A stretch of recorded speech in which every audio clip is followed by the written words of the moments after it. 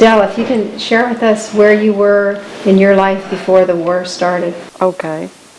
Well, I was in a little town in Holland called Bursum, which is about 30 minutes from Amsterdam.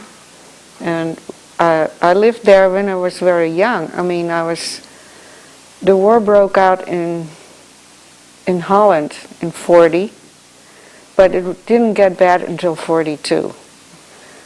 I was at the time, 1940 I was only 3 years old, and in 42 I was 5, and I remember that we had to wear the yellow star on our coats or on our clothes, whatever. And in 1942 it was decreed that all the Dutch Jews had to come to Amsterdam together in like a ghetto area. So we were put out of our home. I still remember that when I was about 5. My parents were living in that small town because my mother didn't like the big city. But we had to go back to Amsterdam, and we moved in with her parents, my grandparents, who because as long as you still lived in Amsterdam, you could still kind of reside where you wanted to. As long as you're wearing your yellow star. If you go outside. So we were put out of our home, and then my parents took my brother. I had a younger brother. He was only 2. And we went to Amsterdam, moved in with my grandparents. I remember a few things that never left me, which I would have liked to forget, but I was in front of our home, and there was this German guy kicking my mother in her stomach because she was crying. And I still see that picture of her standing in our home, and I was already outside looking through the window.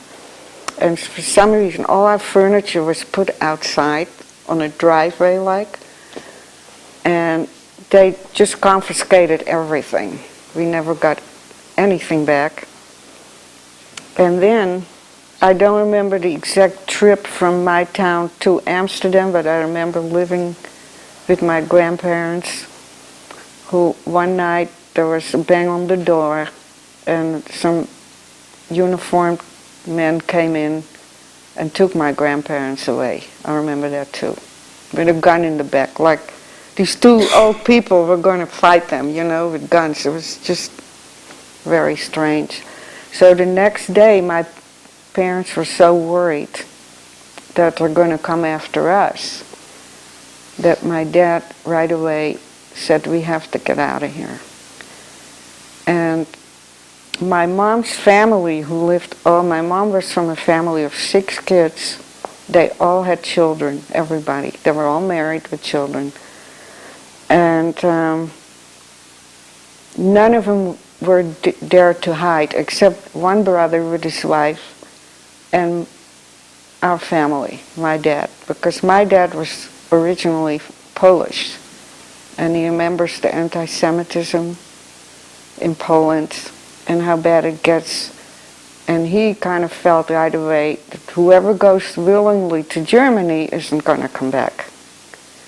So he already said, hey, you want to just be nice and go along, you'll never see Holland again.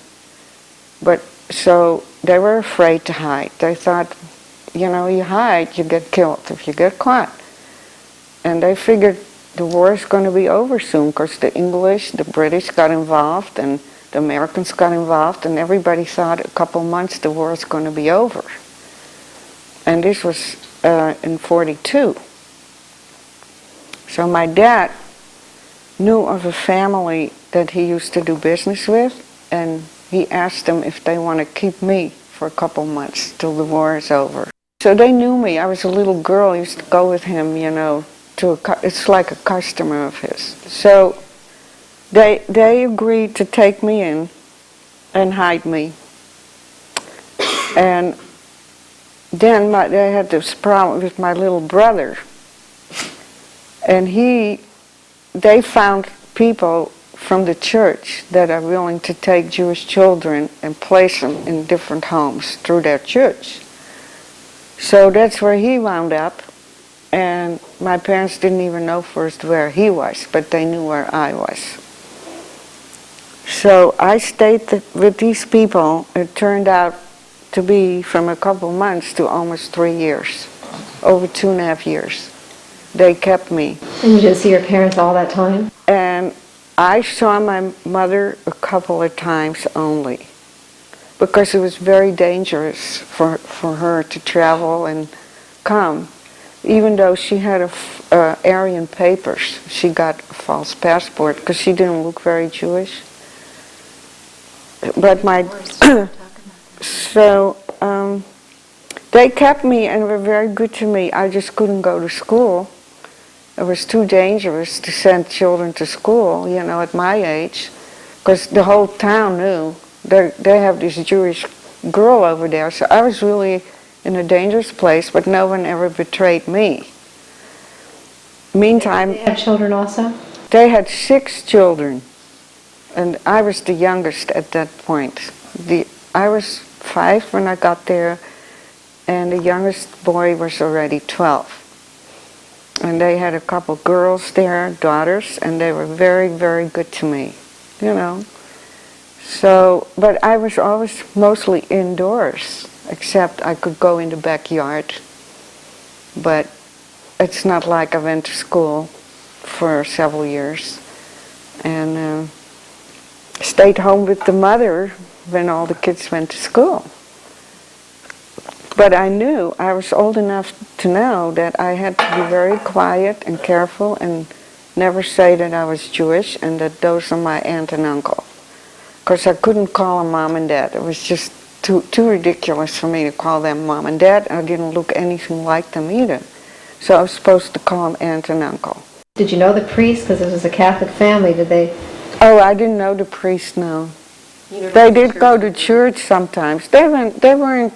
Actually, the mother and father would say their prayers before and after each meal, with the cross. But they didn't force me to do that. Where a lot of kids that were hidden in Holland, they were kind of trained to become Christians. And when the war was almost over, actually already after about a year or so, the mother of these people got kind of scared keeping me, because I started, as they say, looking more Jewish. You're growing up. And but the father, he was a real wonderful man. He just wouldn't. He said, "Well, we're going to keep her until things are better and war's over." But she was afraid, because if you hide Jews, they can kill you too. So, but he wouldn't hear of it, so they kept me. And at one time there were house searches all over the town. They were looking for men, able-bodied men, to go fight their war. Because Holland lost the war within 2 days. They had to capitulate. So there was no Dutch army anymore to speak of to fight them.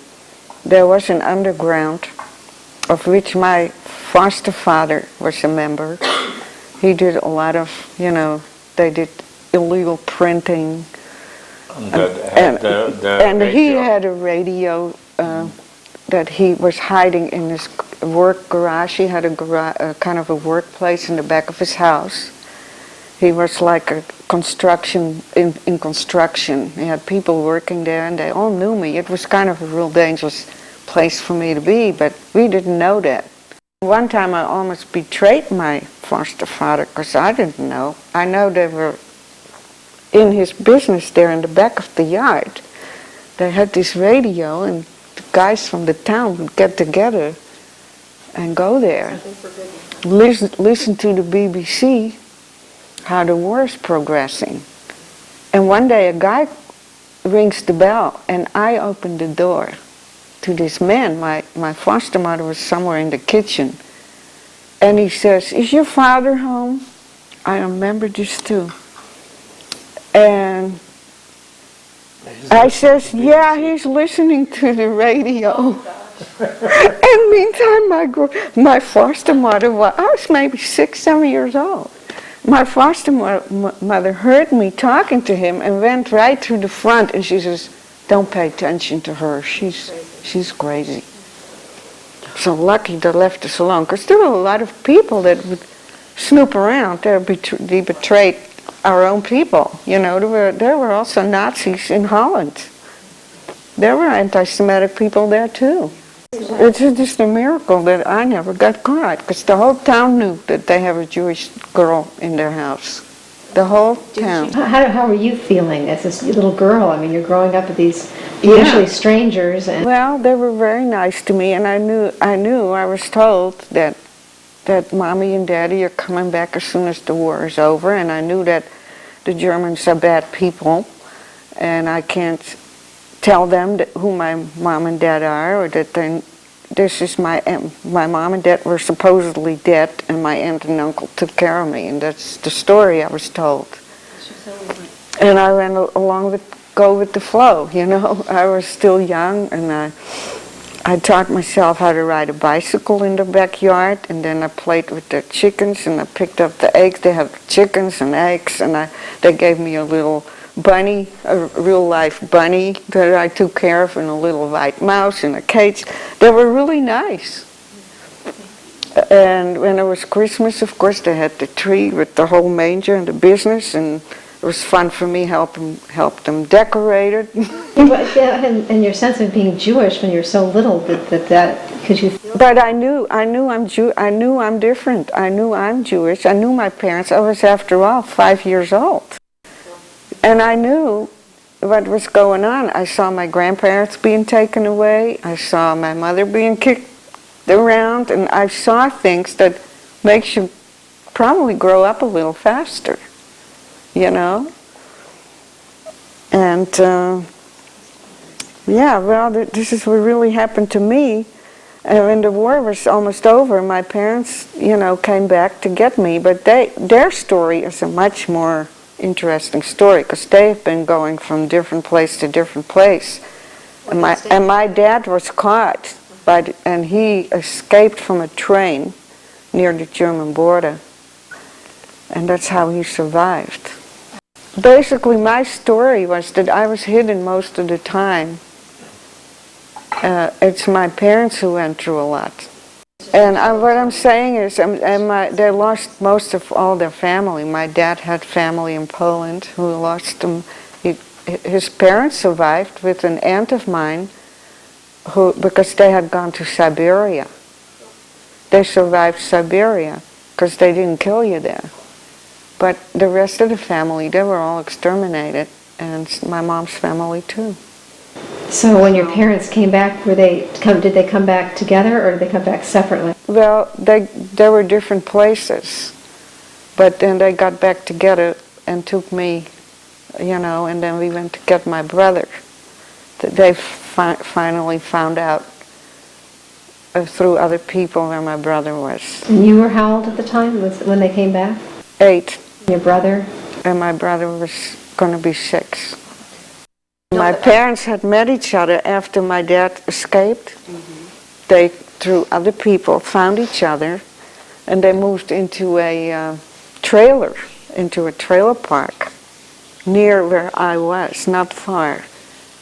And since that woman, the mother of me, the one that took me in, was always so worried about having me, then my parents took me a few months before the war was over. They took me back.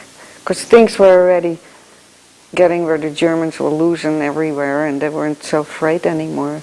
They're going to come back looking for Jews. They were trying to hide their own skin at this point. This I remember, we got a knock on the trailer, 6 in the morning. And you get startled first, and it was the man who owned the trailer camp. And he says, the war is over, the war is over. He was screaming from joy. And my mom and dad were beside themselves from happiness. And we all were so excited, we were going right away on the bicycles to get my brother. He was in a different town. And I'll never forget that day. So we went on the bicycles to my brother, who lived in a different town. It was at least a 2-3 hour bike ride. And I was on the back, I guess in the back in one of these little seats, you know, with my dad. And when we passed a palace where our queen, this is not the palace in Amsterdam, but that was the residence where she lived, which was on a main beautiful road with trees, and right off that road is the palace. And we saw a whole column of Germans walking out because they had taken the palace over. And we saw the Canadians moving in. You know, they also liberated Holland, the Canadians, the British, Americans, whoever. And it was just a big parade day with flags and costumes, and people were just overjoyed. Not just the Jews. I mean, there weren't almost any Jews left anyhow. 90% of the Jewish population was destroyed from Holland. Oh, my brother, when he came back, he had a little Bible. When we picked him up, he wasn't even 6 years old. Well, we didn't get him the first day. I mean, we went to that town, as I was telling you, and we were so happy. And as the parents, they just loved my little brother. They had 5 kids of their own, and him. And they had another boy that was my brother's age, like close. So they put them in their records as though it was a child that was from a cousin who died. So he would be safe, you know, and they could take him anywhere they wanted. And we didn't even know it. My parents didn't even know it. They had 4 adults hiding in their house underneath that we never knew. For their neighbors, nobody knew. They saved 5 Jews, my brother and 4 adults. Can you imagine?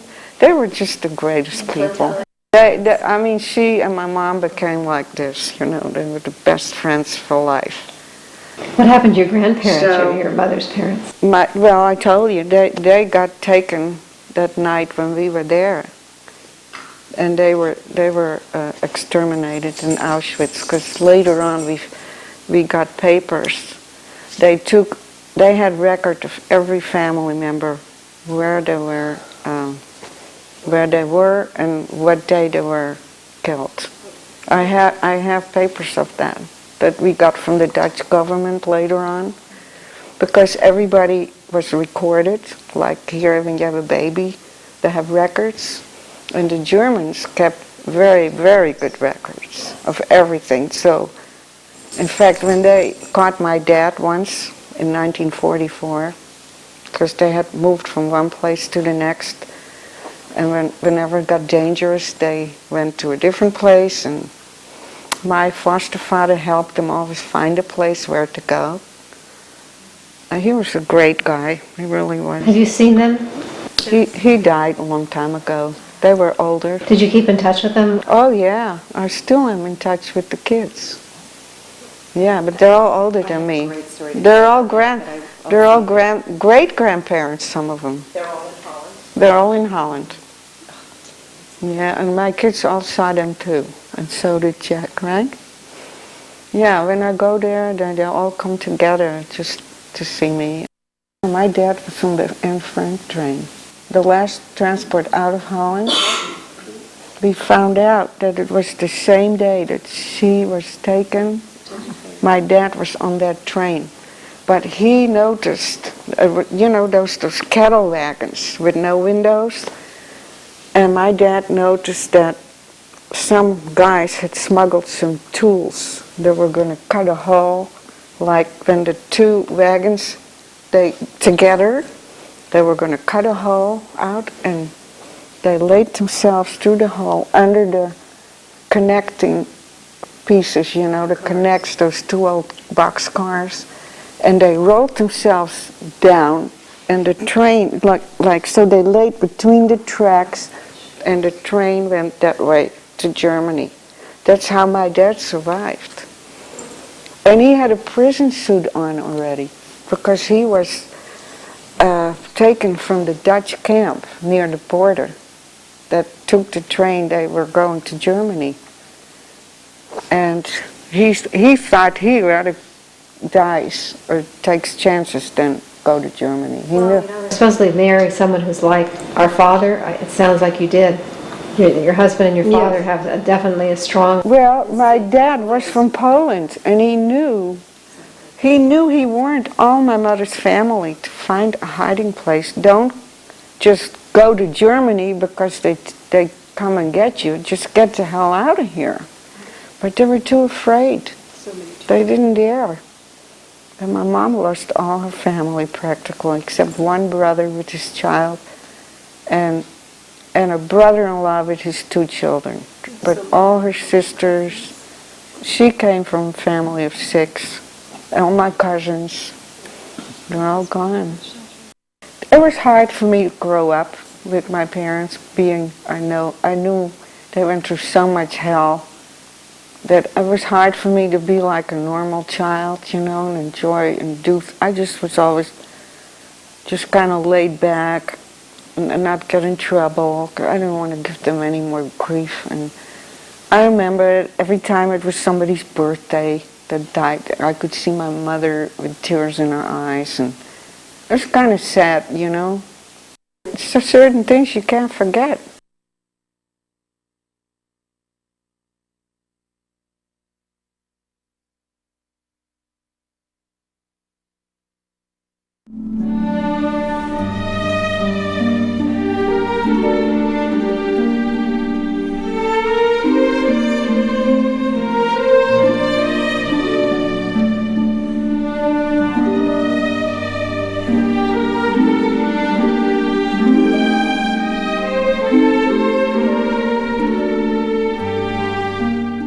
Would you be kind enough to tell us about your experiences before the war, respectively? That's clear. Well, when the war started, I was about 17 and a half years old, born in Poland. We weren't very much liked by the Polish people, so You were? we weren't. Were not, right? Yeah. And couldn't go. I wanted to go to further my education. I wanted to go to universities. We couldn't, as Jews, we couldn't do it. So after my bar mitzvah, after I went and started helping to support the families, I took a job. And until the war started. Where in Poland did you grow up? In Galicia, Krasno. And what was it like for you in public school in Poland? And antisemitism. And by the teachers and by the, pupils and whatever. What happened, when did the war start for you? 1939. First they started, they were catching Jews on the street for labor, to manual labor. And this was before they took us to the camps. They being the Germans? The Germans. So when the Germans came in 1939 and invaded Poland, that's when it started for you. And how soon after they invaded did they start looking for the Jews? I would say with 6 months to a year, they start taking over. When were you moved to a ghetto, though? I wasn't in a ghetto. They took us to airport, and we walked there. It was closed up. You couldn't get out, and we did all kind of work there at the airport. Well, first, my parents were hidden, and then after a while, it got too hard because those Poles, they've been squealing on their neighbors. that they are hiding Jews.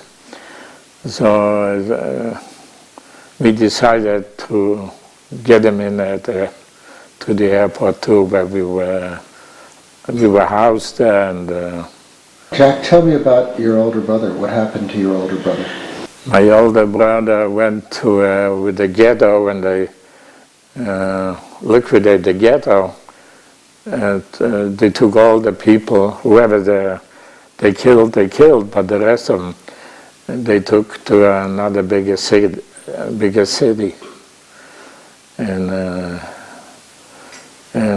he was on the way back to our town to be together with us. Somebody squealed the Jewish. They took him off the train, and apparently they killed him. Never heard of him. You were 17 and a half when you started working as a slave laborer. Yeah. And then what happened? We've been at that airport there for about a year, and we had to give it up. They took us to another camp, concentration camp, and we were there for a little while. We being your whole family? No. Well, I was with my father and my mother and a couple brothers. Where were you taken? Where was it? To Krakow, Plaszow. It was a concentration camp there. Plaszow, that Steven Spielberg made Schindler's List. I'll never forget seeing there in the movie when he had this dog. That man, I don't know if you recall in the movie, he had a dog and he was always so good to the dog. And my father used to always tell me how they were so good to their animals, and it was so strange, And all my dad said was, I remember sitting there and it was very quiet, and my dad said, I remember that dog. You tell me what happened after that. How long were you at that first camp? At that camp I was about 9-10 months. And they selected us to go to Mauthausen. And they sent my mother and my sister to another camp before, which we didn't know where. And the men, they took us to Mauthausen. And in Mauthausen, it was from there that they sent to different places to work. Well, this was during the selections, right, Jack? You told me. Yeah. When your father went in one line and you went in another line? Isn't that how it happened? Yeah. And then your father pushed your little brother over to your line, right? Right. That's how you and your brother stayed. That's how they stayed together for a long time. So they took me from that particular camp, they took me to a coal mine. I worked in a coal mine maybe 6 months to 8 months. And it was very hard work. My younger brother, the youngest, he was still young. He was about 12 years old. So they didn't send him down in the coal mine, but they made them work, At the at the campsite. So I vividly remember that when I got back from work every day, and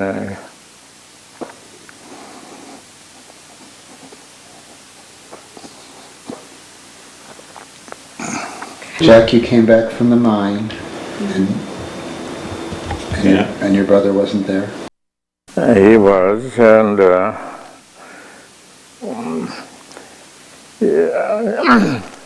can't talk, sorry. So he was waiting for me there, and with an extra piece of bread, a little soup.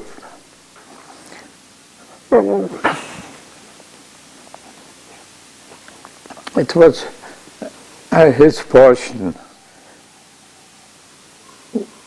He didn't eat, he gave it to me.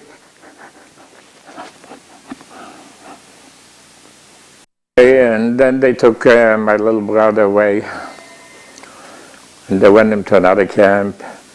It's only because he had the same name, and so they wanted to separate us. And the poor little fellow didn't make it there.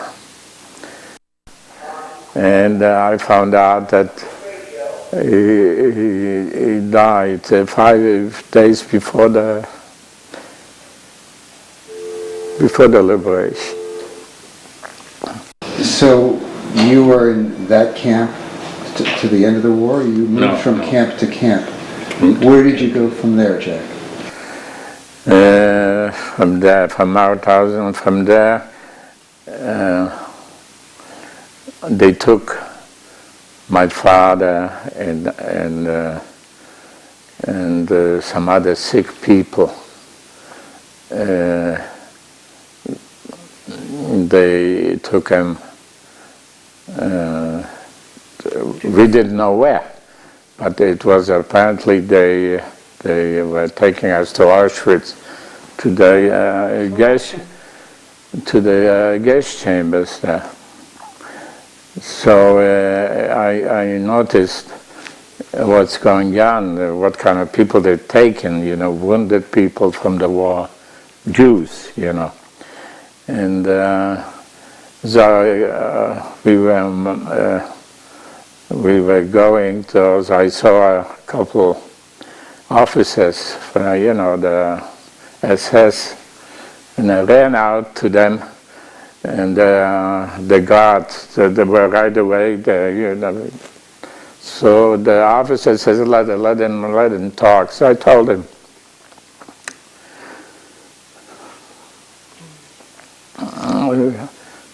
that I'm still young. I don't mind to work and this and that, and I want to live. Jack, you were then in the coal mines, and from there you went to where? I went back to Mauthausen.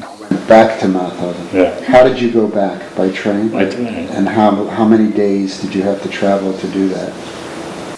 That is maybe a week. A lot of people died. We went back to Mauthausen. We were there for a short while. They sent us to another camp, Gusen, G-U-Z-E-N, Gusen. So there we worked in the mountains. And they made a factory of, a plane factory in the mountains. And we worked there for a while until the liberation. But I had one incident there. That we had a copper. He was a murderer, a German. He was in jail. He was an ex-con. Political or whatever. And he was the supervisor of where we worked, and he was such a mean character that he was beating up people. I mean, workers there for nothing, plain nothing. He just you should see how his eyes lit up when he saw those people that he was stamping at them, and. So one day, and he started beating on me. And mind you, those people who he beat up, hurt, they died with poor conditions,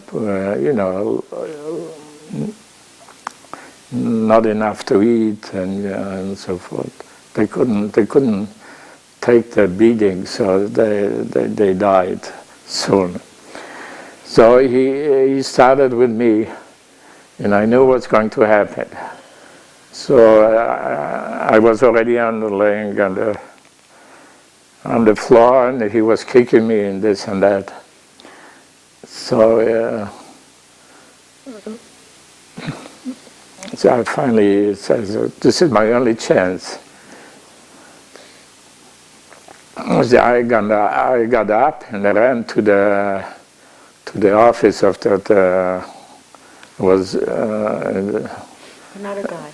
it was the SS.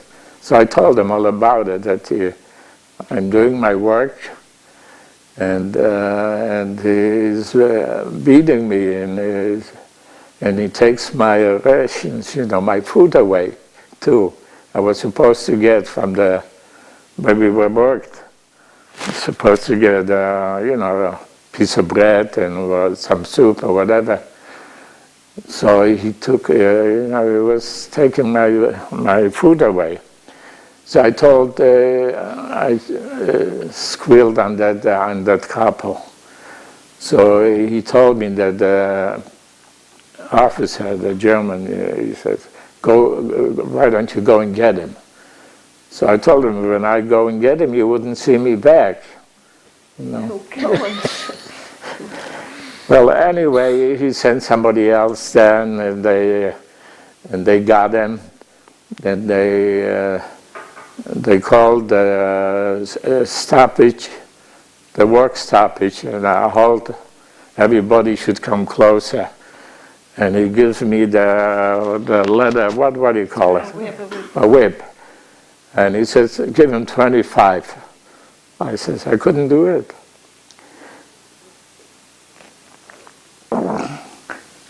First of all,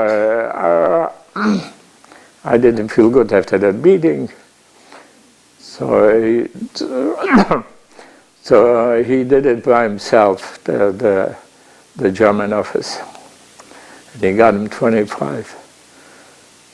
He whipped him 25 times, and he's telling everybody, go back to work, including me.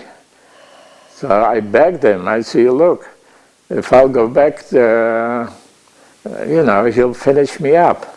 There were incidents there in that particular camp that they had those stoves, big stoves. They pushed in all those people alive.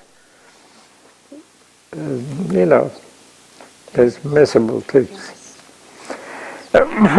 So this was close to the end of the war. So the next day, so I finally I went back to work, and one of his colleagues, his friends, says he wouldn't hurt you, but we'll finish you off.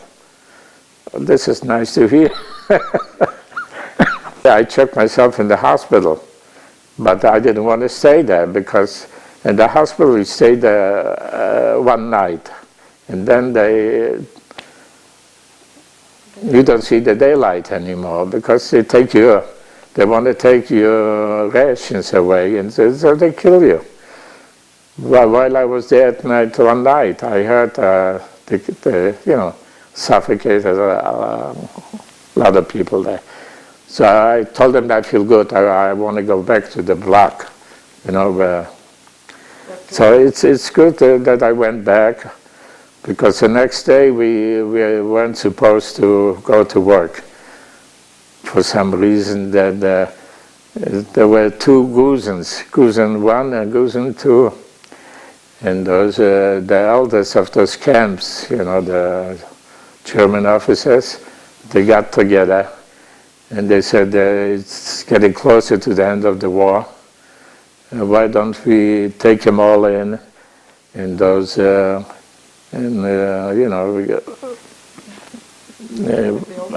dynamite all those places, including us.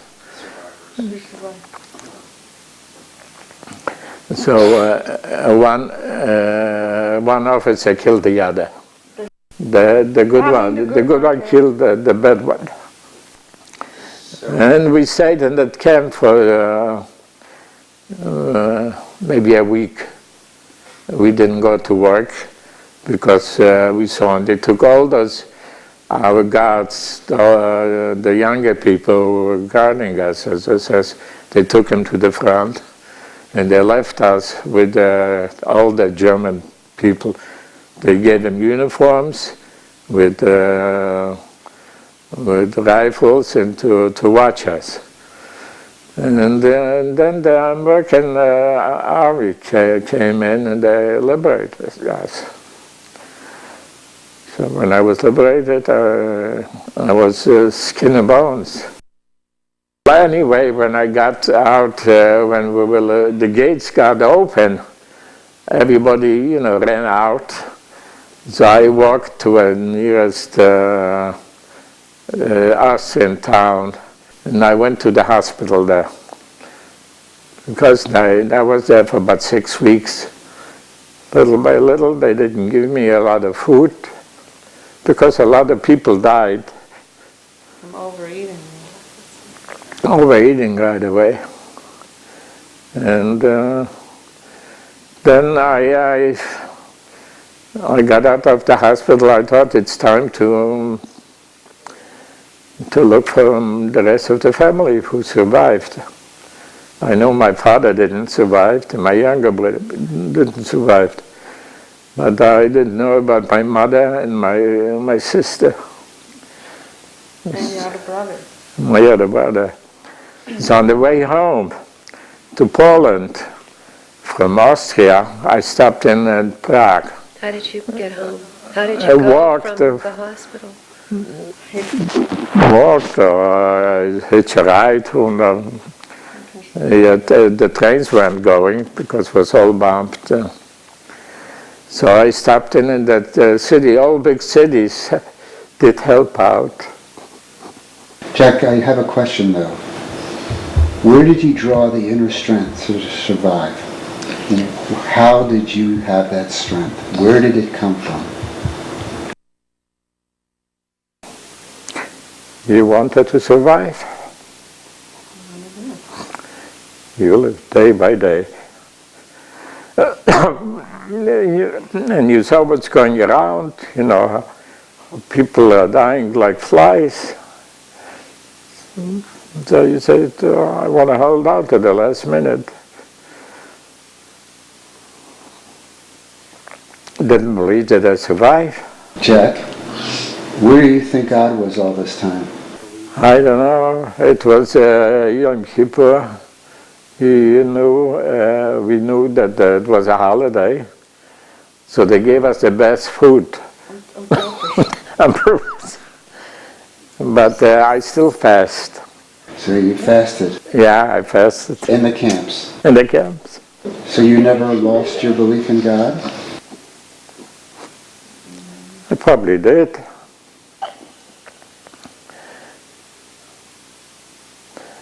But you're losing it afterwards, what you see around it. Did you get your belief back in God? Yeah, I believe in God. When did that happen? Well, after I met my wife,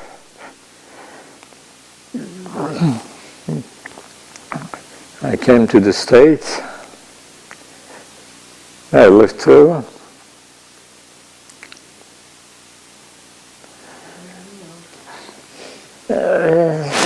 I thought somebody must directing this here. For all of the incredibly terrible things that you experienced, there were rare occasions where even the Germans or the Nazis, by whatever twist of fate, assisted you in surviving. Yeah. Was there a spark of humanity in these people, or was it just whim? Whim. Just whim. There was no humanity that you could see in these people. It was just whim and fate.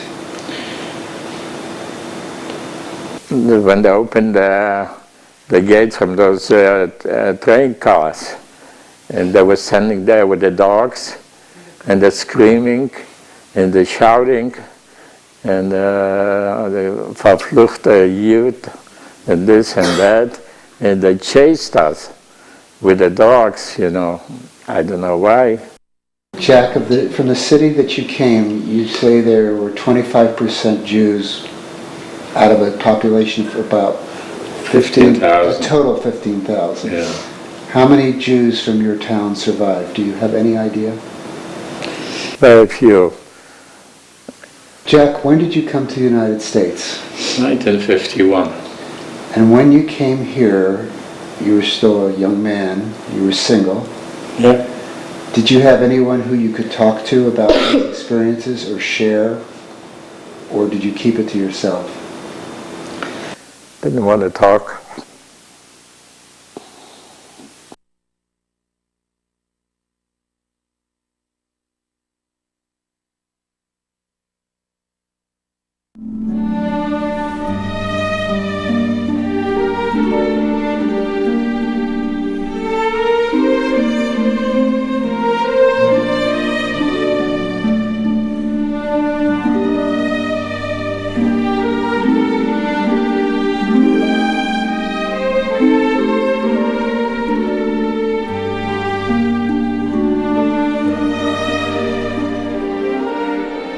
My name is Goldie Speiser. I come from Czechoslovakia. At that point it was Czechoslovakia, and this town was named Mukachev. How long did your family live there? My father was born there, and my mother in the vicinity. They always were there. And was it a good childhood for you? Yes, a wonderful one. I had good parents, and we lived like middle class, a little bit upper. We had our own home. My father had a bicycle store. So, and I was a real tomboy, always liked to ride the bike and do everything that a girl was not supposed to do. Play football, races, and all those things. And as far as I could recall, I had a wonderful childhood. Was your family observant? Yes, very much so. And that's why my mother used to say, girls don't do that. And was there a thriving Jewish community? Yes, oh, the biggest. If anyone you hear, we had shuls almost every 2 blocks. They were main shuls and then smaller ones. Was there much anti-Semitism that you experienced? Well, I did not experience in our town. There must have been flare-ups here and there. As a child, I never knew the difference. You know, because I went with non-Jewish kids to school and we lived in a mixed neighborhood. When did that change? That changed in 1938 when we were occupied by the Hungarians. And then the brown shirts started to come, and they stopped. Anybody who owned a business was not allowed to have a person working for him. So they had to do it themselves. I was 13 and my brother was 11. We were working with my father in the store, fixing the bicycles. So the brown shirts were the anti-Semitic part of the Hungarian. Yes, but in generally they left us alone. They made a certain rules, you know, and if you went by those laws, by the rules, everything was okay. Anyway, we couldn't sell the bicycles anymore because we couldn't get shipments from upper Czechoslovakia. So we used to rent them and fix the bicycles. When did things get worse? As progressively, every year something else they came out with. It really got bad in 1940, 41. 1941. Yes, when they used to burn shoes, box, or that we used to call them Black Saturdays. You know, they went in and beat up people and killed some of them. They being still the Hungarians? Yes. What about the Czech people themselves? Did they join in? The neighbors, most of them went and closed their doors and windows did not participate in what was going on, but didn't say anything. So this was all by the Hungarians. Yes. When did the Germans come in? I didn't see a German till in 1943. If it was, even it was one person and a lot of brown shirts who took the orders. The Hungarian. Hungarian, yes. And you were still living in your own home? And still in my home, and then they took us to the ghetto. And the ghetto was where? The ghetto was not too far because my grandmother lived in that part of town, in the ghetto. So it was easier for us. We took our things over during the day, and that's where we lived, the whole family. My father had 4 brothers and 4 sisters. And how many brothers and sisters did you have? We were 5 children. 5 children. 4 girls and 1 boy. What was ghetto life like? I was blessed with the point that we were working with the bicycles, and the police gave us badges that we went to fix it for them to the police station. So we were in and out of the ghetto.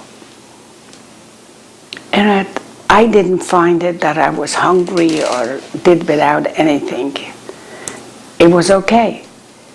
They used to come in the morning, the police, and take us and bring us back. And then when did it get worse? Well, then they put us in the ghetto, and then all of a sudden they started to send us on the trip. So they had sent us near the railroad station was a brick factory.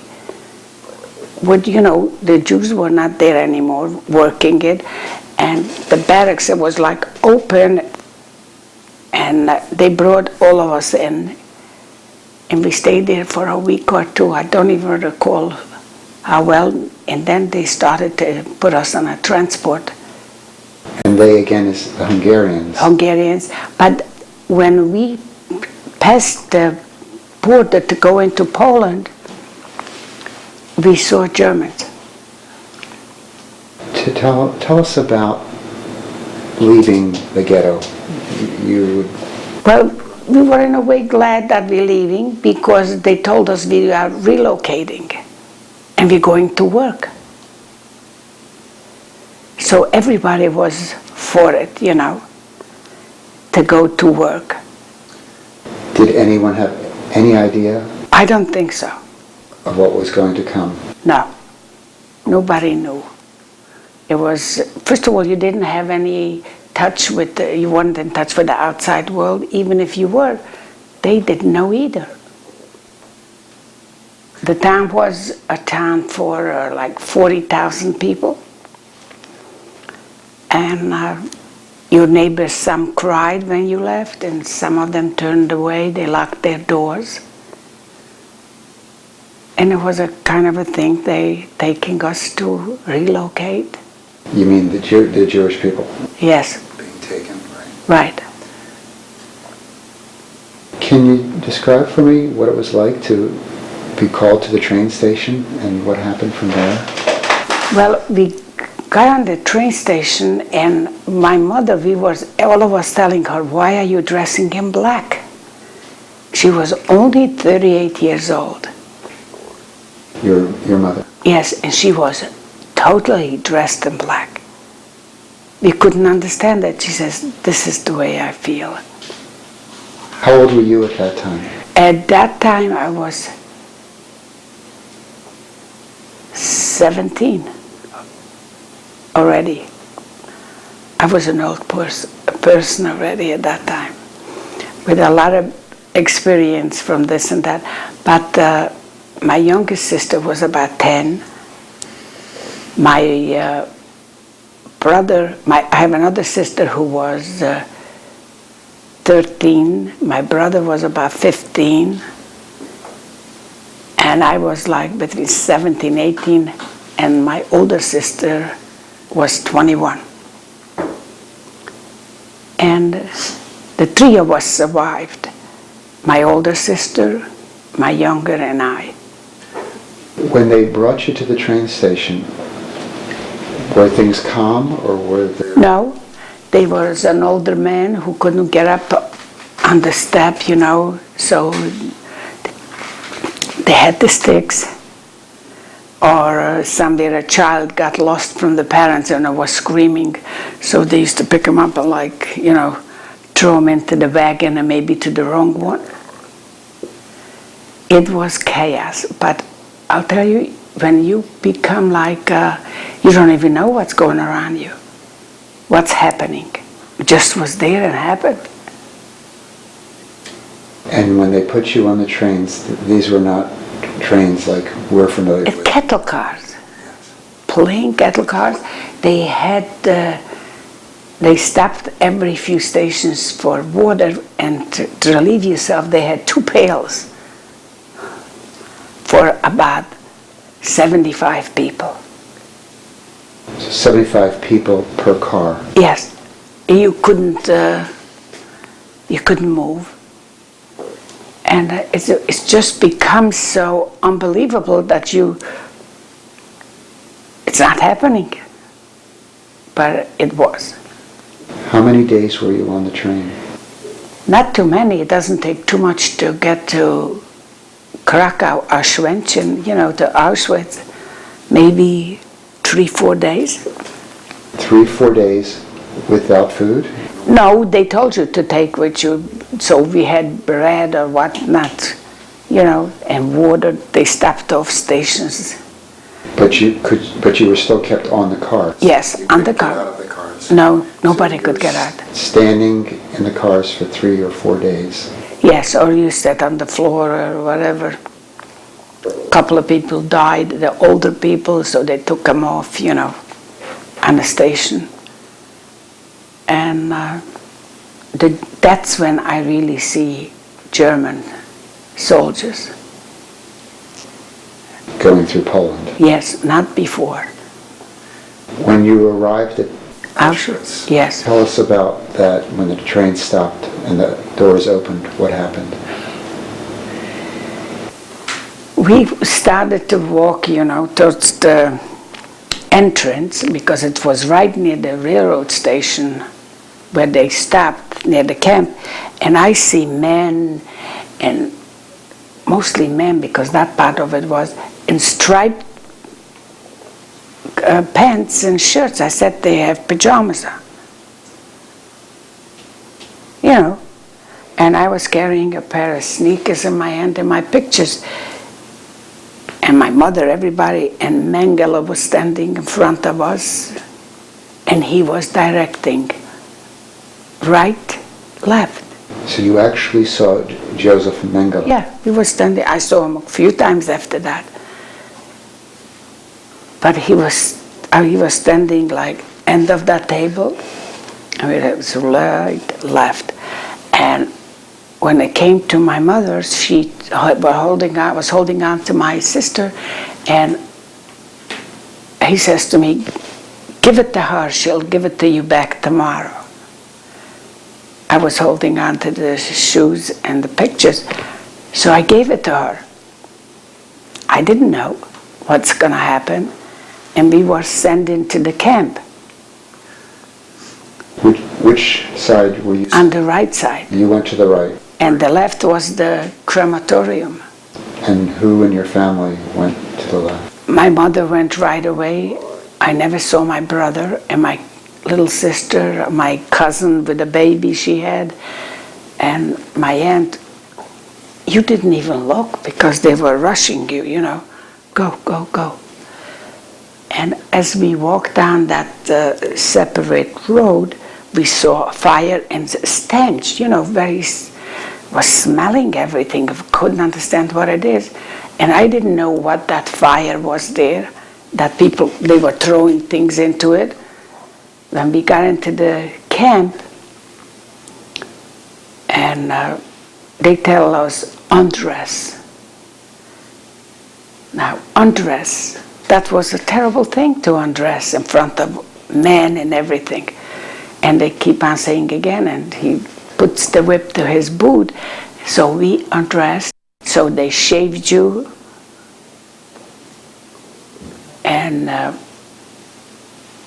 they took a hot shower, and they gave you a dress, a striped dress, prison dress. And that's where, after I was standing already, I saw my father. He got almost killed because he recognized me. And his last words to me were, "Watch them like your own eyes." He meant my sisters, because he knew that I was more of a survivor, that I'm going to push them or watch them or whatever. And after that, I've never seen him. So who of your family went to the camps My, to work? my two sisters, the older one and the younger one. And your mother and father? My father died after I found out in Mauthausen. In 1945, he was in an American hospital, and they gave him the rations, and he couldn't take it. So he died. And your mother? My mother went to the crematorium. She never survived, never got anywhere. What was life like on your side in the work camps? Tell us about a day. When we got in, then they assigned us to barracks, and I'm sure you've seen it, those tiers of plain blank wood. There was a blanket on the bottom and a blanket on top, and 10 girls in one of those planks. They set up, each barrack had about 1,000, 100, more than 100. What am I talking? 1,000 people. You know, they were very tightly put there, and then they took, every day they sent us out to be counted. It was called the Seelapel. Outside, and if somebody wasn't there, they went looking for them. Maybe they hid under the bunks or what, and they used to be in trouble. And that was the life. And if the Germans had wanted to have real ball, they let loose a shepherd, German shepherd, and whoever was in the middle somewhere or not in the place where they should be, the dog used to drag it. And mostly they were youngsters. It wasn't easy, but and then in the morning you got up and you saw the wire all around, people hanging from it. You know, they couldn't take it, so they ran to it, and it was electrified, so they were hanging there. And then they used to give you food, and I think they must have put something in that water. They said it's coffee. They gave you brome. It's a kind of medication that the girls didn't get their periods. And you were like, calm down. And you weren't so anxious to run to the wire. So like a sedative? A sedative. I felt at least that it was because nobody got their period. If it would have been later, I would see, because they didn't have food, but a week later, 2 weeks later. And then they were announcing who wants to go to work. And as I remembered, my father always used to tell us stories, but he was in the army. He always, if anybody asked for work, he used to go. So he used to tell us, remember, wherever you are, anybody wants you to work, you go. So I went. But you were still in the same camp? Oh yeah. We used to walk. They let us out of the camp. It was really silly. They dug ditches. They carried the rocks from one place to another. It was nothing meaningful, but that's what they did. So there was no productive work No. per se? But then I met 4 Polish students who were caught up in the demonstration in the university. And they were taken into Auschwitz. And they were always in the position, wherever you went, the kitchen or this or that. They'd been there a while. So they said, if they ask tomorrow if you want to go to work in the kitchen, say yes. Because not everybody wanted to go because they had big barrels that you had to carry. So listening to them, I did. The students were Jewish students? No. These were Polish. Gentiles? These were who were thrown in with Yes. the Jews? And they were so nice that I was in with them and they tried to help me. I couldn't take the position that they had, but that was okay. You know, I was really, they I should say, took me under their wings. I was the youngest. And through that, I had more of a bread, extra this, and I could give it to my sisters. Were your sisters also working? No, they were in the camp, in a barrack, yes. In the same camp, but in a different barrack. And you lived every day. You were like your mind was blank. You only thought of, how can I survive? What am I going to do next? My sister didn't want to eat, the younger one, and she was very skinny. And I was afraid because they came every day to select to the crematorium. I said, she's a candidate, she looks so bad. And one day they did. They collected 500 girls and they put them in one barrack. And my older sister says, you know, they took Liz. I says, where? So I went and with another girl from who I know, I says, let's take her out of there. I took her out and hid her. And the next day they counted and it wasn't enough. One missing, so they took another girl instead of her. And I spoke to people about it. She says, how could you do? I says, my survival was first. She was my sister. I didn't know where they're taking her. She says, no, you didn't. Sure you did. I says, I don't feel guilty about it. That somebody else went instead of her. Maybe it was ruthlessness, cruel, but I didn't feel that. It was your sister. It was my sister. How did you hide her? Well, I had a German woman who was from one of the Prussians, who was a officer, how shall I say, she was over the kitchen, she watched. And she was married to an assessment. And she didn't like the whole thing. And she always used to say to me, you shouldn't be here, you don't look like Jewish. I says, what's the difference? I am. I never denied it. And she used to say she can't stand it. They used to take the kids out or somebody beat them. She used to go back way, lock herself in. So I didn't even approach her. One of the girls did. She says, put her in back of the potatoes. Put her in back of the potatoes. Your sister? Yeah. So she put her there, and then we saw Mengele, and they marched the 500 kids out and put them in trucks. Then we knew where they were going. Where were they going? They were going to the crematorium. He selected out the weak ones. There was a hospital. They told them, if you don't feel good, come in. On all those pretenses, and if they were sick, you know, which most of them were.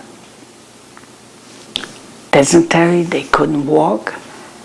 It's been already time that, like the Germans used to say, you're allowed to live 3 months. And after 3 months you have to die, either way. Because with the food and the rations they gave us, you only could live like 3 months. I'm sure you saw the skeletons walking on pictures. So it was pretty bad here and there. The assessment with the dogs, that was the most frightening thing. That they would set dogs upon you? On the kids, and they would grab them wherever. And the screaming, it was, you know, even, it was a very unpleasant memory, and you only hoped and said, oh, let me survive. And one of them, they used to always hold their hands over my mouth. These girls because I used to say, I'll live to see them dead. She says, say it once more, a little louder, let them hear it. Because that's the feeling I had. And at that point, I don't think you really care. But I always wanted to live and survive. And thank God I'm here. Tell us about the liberation. The liberation. First of all, in 1945, January 18th, the Russians were coming on. You know, they were attacking and they were marching in through Poland. And the Germans were pulling out, and they made, if you must have heard about that 100-mile walk to the train. So we went. We didn't have winter clothing or anything. But in between that, my sisters left for a transport to near Czechoslovakia, Žitav. And we knew that there is no crematorium or anything else. It's just like a little side place there. So they were not with me when I was going on that march, because if they would have been, none of us would have made it, because they would have dragged me down and I wouldn't have left them alone. So I went all by myself. As we walked, I had, that was a terrible thing, I was laughing. I used to turn over every dead body in the snow. You know, in Europe, snow in January. Used to turn over and see, maybe it's my father or brother. We got to Krakow and they put us on the train going back to Germany. Still back to Germany? Yes. Back to Germany, and we arrived in Ravensbrück. That's deeper in Germany already. Another concentration. Another concentration camp. And, you know, over there, the snow started to melt. They were overcrowded. So many people all over that the water was, people laid in water on the bottom of the camp. And they were getting sick, and I think that's where the typhoid broke out. And one day again, they're asking who would like to go start a new camp and be in the kitchen for the German soldiers, cook for the German soldiers. And I stood up and I said, I'm going. And my friend said, why would you want to go? I said, I can't stay here, it's wet, you know. And if I want to survive, I have to leave here. Just crazy. And we really went to another little camp, to an airport in Germany. It was near Düsseldorf. And there was a airfield and soldiers, and we had a Wehrmacht guy who was the chef, and we used to cook, and he used to say, don't give him too much, just up to the measure what they have to get the swine, you know. He was telling us. But I contracted the typhoid from Ravensbrück, and I got sick. So they put me in like a barrack where the hospital was. And you know, you don't get no medication, nothing. I would have, I'm sure, died. And he came into the barrack, the chef, and I saw the uniform. I got hysterical screaming. I didn't know it was him. So he tells the girls, why is she screaming? I'm not going to do anything to her. They told him that I'm delirious and I need medication. He said, you want to show her? Why don't you go and get some medication? And they told him what to get. So this was a German army? Yeah. but not the Regular. SS. No. And he was an older man. He was about, then I would think he was about 55, 60. Not 18, 20 or 25. So even within the German army, there were still some human beings left. Oh yeah, he was a human, and he used to call me, he used to tell me I looked like his daughter. And he went and got me the medication. So you were saved Saved by him. by a German soldier, an older German soldier. Yes. A person, he was a Wehrmacht guy. And then a night before, one of the girls comes in and she says to me, "Do you have anything to wear?" I says, "Why? Where am I going?" He says, "You better come out because they're coming for the rest of the sick kids." So she took me back to another barrack and they dressed me up. I says, "I can't walk." So she says, "Don't worry.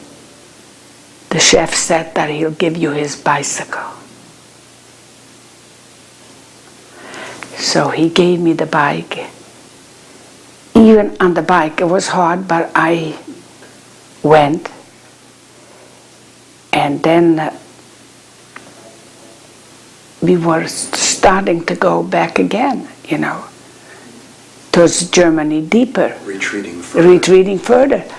And that chef was walking the last one and back of us, and then I fell. I don't remember what happened, but we got into a farm, and I woke up the next day in a farmer's house,